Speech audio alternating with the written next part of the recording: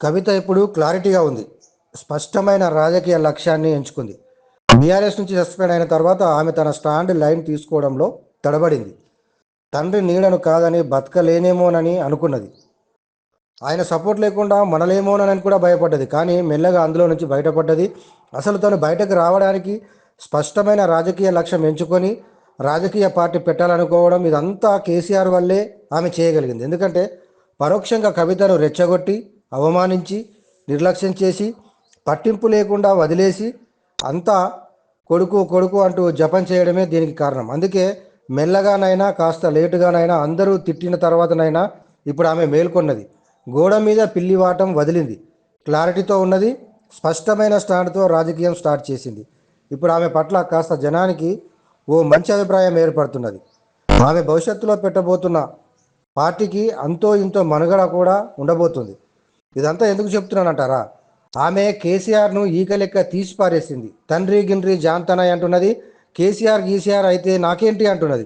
అవును, అసలు ఆయన్ను తండ్రి అని సంబోధించడం మానేసింది. మాజీ సీఎంగా కూడా గుర్తించడం లేదు. ఉద్యమకారుడు అని అంటున్నది. తెలంగాణ తీసుకురావడంలో కీలక భూమిక పోషించాడని చెబుతున్నది. అంతవరకే.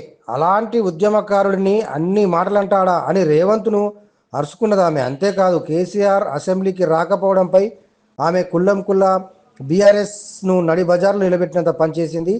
ఆయనేమన్నా తప్పు చేశాడా అని నిలదీసింది. చేశాడు కాబట్టే రాలేకపోతున్నాడు అసెంబ్లీకి అని అర్థం వచ్చేలా ఇండైరెక్ట్గా మీడియాతో కూడా మాట్లాడింది.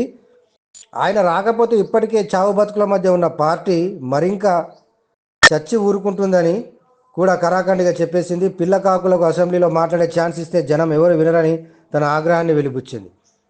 అవును, మరి కవిత కోపం రావడంలో ఆశ్చర్యం ఏం లేదు. సమంజసమే ఆమె అలా మాట్లాడడం. ఎందుకంటారా? తనను తుక్కు తిట్టిన వాళ్ళంతా కేసీఆర్ చంకలో ఇంకా ఉన్నారు. పల్లికలిస్తూ ఆయన పక్కనే కూర్చుంటున్నారు. ఇది సరిపోదంటూ పదవులు కూడా వచ్చి పడుతున్నాయి వారికే.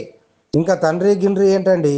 కేసీఆర్ గీసీఆర్ చల్ ఎవరైతే నాకేంటి అని ఇక ఆమె విరుచుక పడుతున్నది. ఏకి పారేస్తున్నది.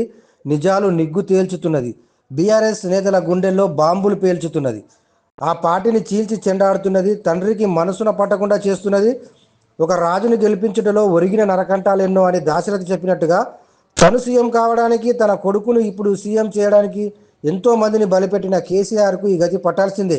మా పాపం ఊరికే పోదు అని తెర వెనుక నుంచి కూడా కేసీఆర్ బాధిత సంఘం శాపనార్థాలు పెడుతున్నది. కవితకు మద్దతుగా నిలుస్తున్నారు వారంతా.